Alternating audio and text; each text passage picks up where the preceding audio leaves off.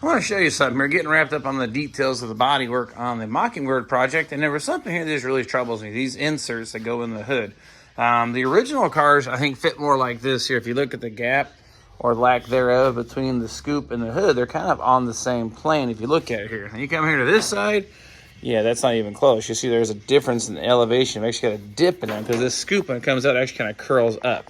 I don't like that. So what I did on this one, kind of leveled that thing off to make it look better, or say more gooder. And these are those nice fiberglass ones. The one I have in my car, the harder rubber, you really can't reshape them this much. But this being what they are, we're gonna massage this side here to match that, and I'll show you how I did it. Let's start with this part here first. There's 3 versions. There's 2 that appear to be black in the catalogs like this, like a black finish. This one I assure you is actually fiberglass. You can see where I sanded through the gel coat.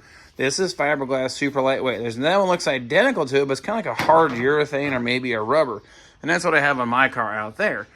I don't like them. The studs don't stay in here very good on the rubber ones. I've actually had to pull out, had to re-glue them in there. And you really can't rework the rubber as much as you can these here. They're actually hollow, not a solid, but this is actually hollow. So it's super lightweight. The other versions are here. These are complete fiberglass. Give you nice mounting bosses to put some bolts in there for studs, but as for fitment, they don't fit horribly bad, but they still suffer from the same issue. They still curl up here on the end. I don't like the looks of that. And even then, they don't really sit down. So you got to do a lot of work on these. So if you're going to try to locate them, I wish I could tell you what brand these were. Me and the owner are trying to figure out, but he bought this hood, and these came with it. And these are the ones I would say to get, but I really don't know what brand to tell you to go for. I wish I really, really could, because if I do another TransAm, I'm going to be on the search for these guys right here. So that being said, if you can make the choice to get these, go for it. But stay away from the hard or the urethane rubber ones. Those are just not good. So if you order a set and they're just, they're flexible too, it just flops all over the place. I don't really like them. There's my rant on that. What we're gonna do now though, I'm literally just gonna take my grinder and we're just gonna take a 60 grit on my flapper wheel on my grinder right here. And we're just going to go to town. We're going to just remove all kinds of material. We'll actually probably burn through a layer of that fiberglass, which is no big deal. But that's how we're going to get the shape roughed in really quick. You know how they say some sanding required for fiberglass parts? I wonder if this is what they meant. Take something like this and go like this.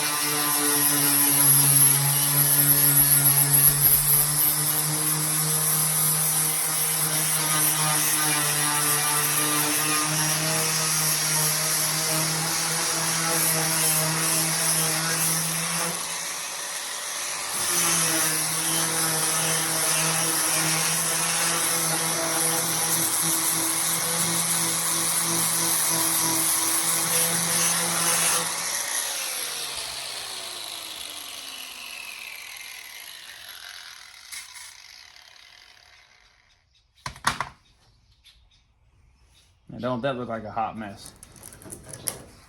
Like I said, it's going to burn through the top layer. I anticipated that, but that's okay. Now, I'm going to put my little stick on here.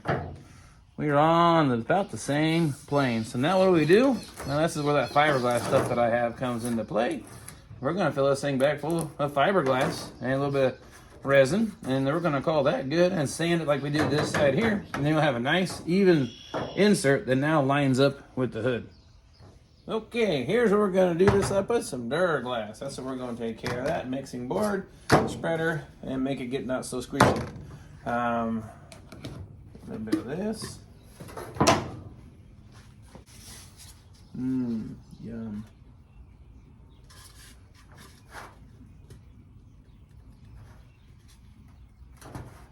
That should be plenty, I hope. Okay, smidge more. Okay. Now literally just pack this in there. Get some on the hood, that's okay, won't hurt a thing.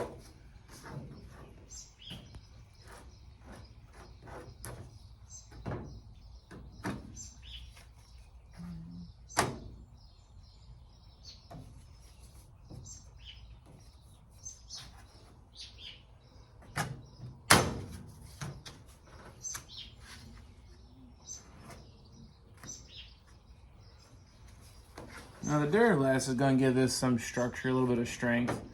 It spreads pretty good. It don't sand too bad, really. Now I've seen people get pretty creative with this over rust holes.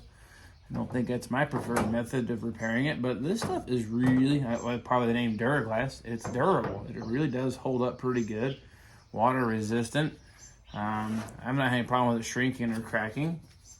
So it's something that I use in cases just like this right here. We're just gonna get the rough shape here, and we'll have to come back with some regular filler, I'm sure, to get the final shape all dialed in. But you get the idea. And this is gonna add a few minutes, obviously, to the build, but I really wish I'd done my car this way or found these inserts, because I just don't like how the end curls up. It just looks kind of like an afterthought.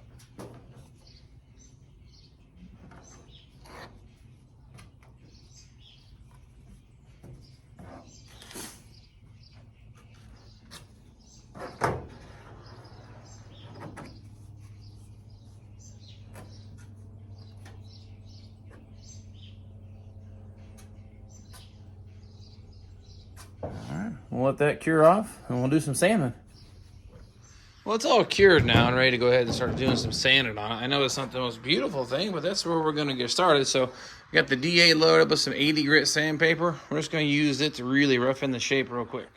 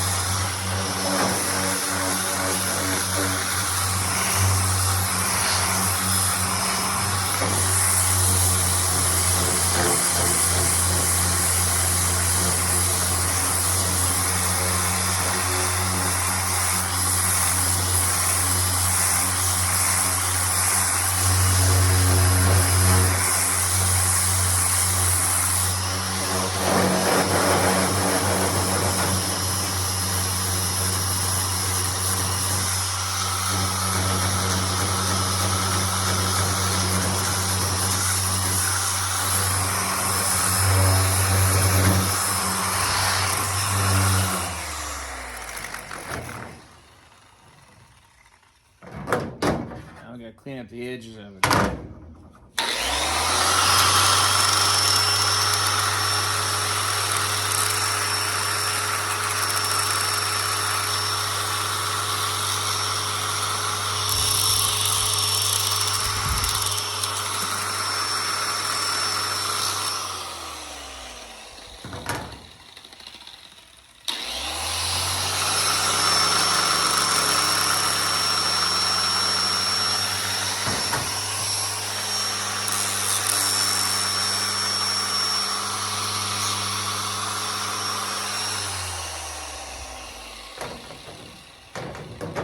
Done. Well, not really. Now we've got that roughed in. You'll still see some obviously low spots that are kind of popping through here. We'll just use regular body filler now and just fill in those and get the rest of the shape dialed in, but that's looking pretty good. So I'll go ahead and mix up some regular body filler now and just put a skim coat on all that area that we just got done working. And do the same thing, wait for it to cure off, and we'll actually probably use the block on that to really get the shape. I just use the DA to really just get it roughed in. So I'll get that coated up, let it cure, and we'll go from there. All right, now in preparation for our next coat of body filler, a couple of thoughts, how you clean this up, right? Well, compressed air.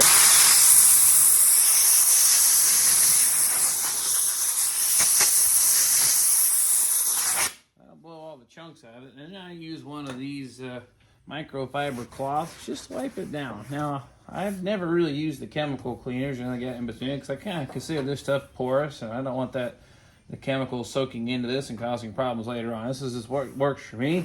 So what I'm gonna do, now I'm going to go ahead and mix up our putty and give this a skim coat across the whole thing.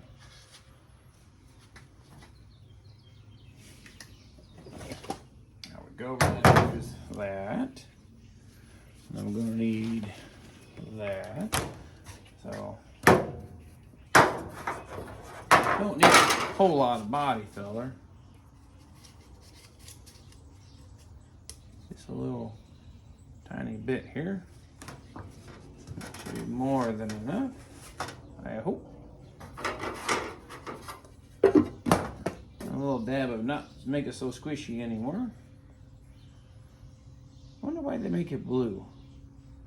Anyway, all right, I'll mix that up.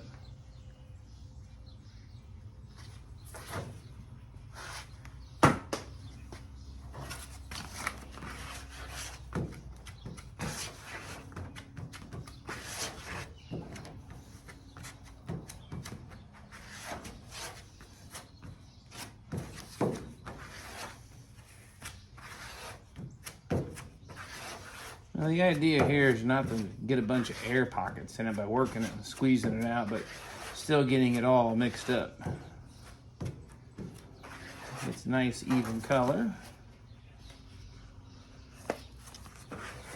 Still using the metal spreaders because I'm really beginning to really like these. The last car I built, I started using them, so I'm getting definitely more accustomed to them, and they actually work really nice about keeping it nice and even, and a whole lot less sand time. And I actually think I'm using less body filler because I can get the shape that I want easier, so I'm not putting multiple coats on.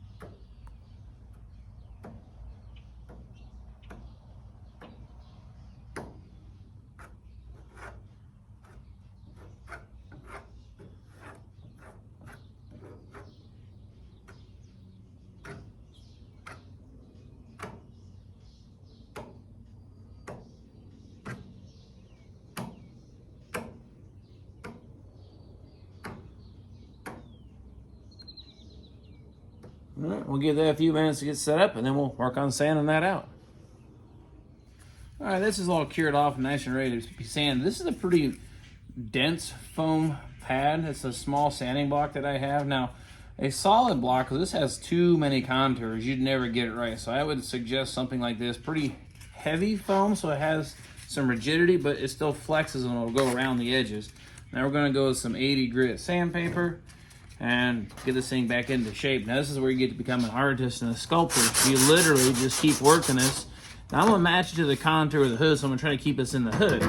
That sounds kind of funny, but we'll go ahead and clean up this back edge a little bit so it sits in there better. Now this will sand pretty quick with 80 grit sandpaper. And the idea here would be is get all the shape dialed in where I really like it. And as long as I haven't had any little pits or anything left in it, then we'll hit it with like something like a 220 sandpaper. And if it still looks good, then we're ready to prime it, high build, and block again. When these things in, we'll be ready for paint.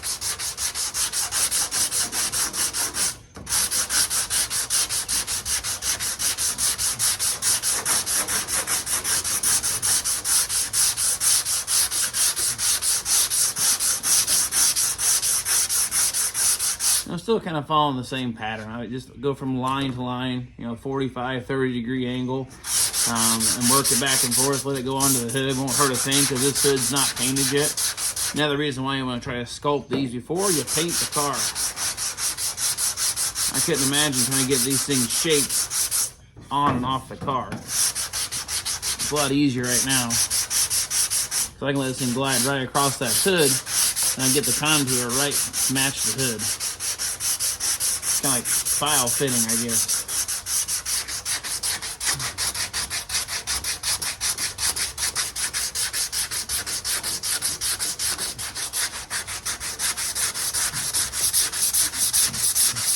Same thing, I'm following this. We're just going right off the hood over that scoop, so they'll be at the same height basically when I'm all done.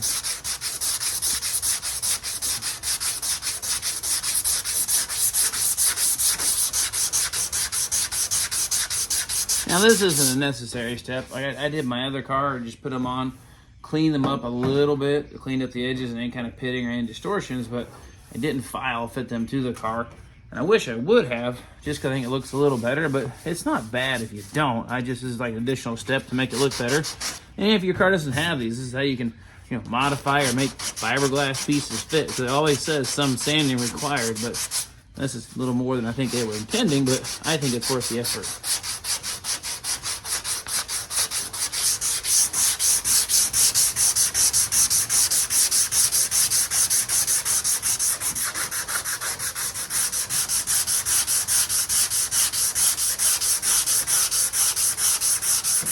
Now I'm keeping a little bit of pressure here because it only has the 3 mounting spots, 1, 2, 3. I'm kind of pushing it down as if that nut was holding this thing into place to kind of simulate being installed. I guess you could go ahead and actually put the hardware on there and tighten it down and be the same thing, but taking it on and off to clean behind it, that would probably get tedious, I would suppose.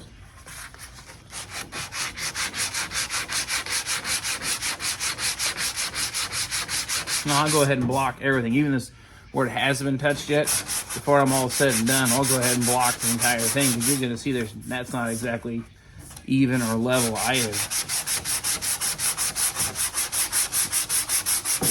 All right, well,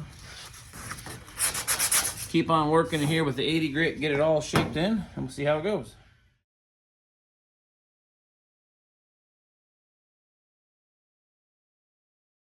All right, so how that size up? 220 grit sandpaper, ready to go ahead and put I'm going to put an epoxy primer on the hood and those hood scoops and my valence there, or cowl panel. I would say valence, my cowl there, windshield wiper cowl. Those are the last pieces of bare metal I have. If I go ahead and seal these up with epoxy, then after the epoxy cures, I can go ahead and hit a coat of high build primer like I did the rest of the car, and then we'll start doing some more block sanding. Yay, block party. But how we do here? Check this out now. That thing lines up now with the hood, or the same height as the hood. That is what we were going for. I think that looks a lot more sleek, looks better. It looks like it fits like it was supposed to be. So there you go. That's how you make those hood scoops look a whole lot more gooder. Well, so there you have it. Maybe you don't have a 1969 Trans Am. It means the hood scoops modified. Maybe you have a spoiler. Maybe you have some other fiberglass components that you just don't like the fitment. That doesn't mean you have to accept it.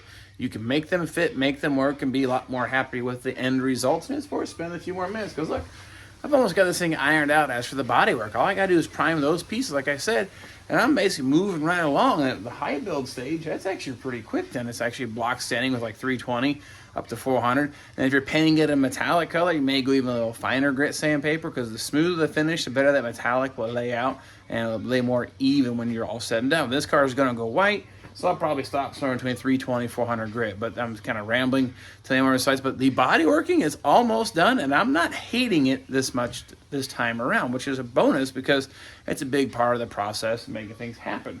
And this car wasn't without its challenges with the body working, but it's really not kicking my butt, and I'm not running into as many obstacles as I have. So maybe I'm getting a whole lot more gooder at the body working, and I hope some of that I've showed you makes your life better in doing this, or building some confidence in making it happen in your garage. So anyway, I'm going to get those things primed today, get them sealed up, and then get those in high build, and then we'll start doing some block partying. Anyone wants to come over and do some block partying with me, blocking this bad boy out? Hey, you're more than welcome to. But nonetheless, I will grab the camera, keep rolling the footage here on the Mockingbird project, and sharing it with you. Appreciate you guys watching, liking, subscribing, and sharing with your friends, and we'll catch you guys next time.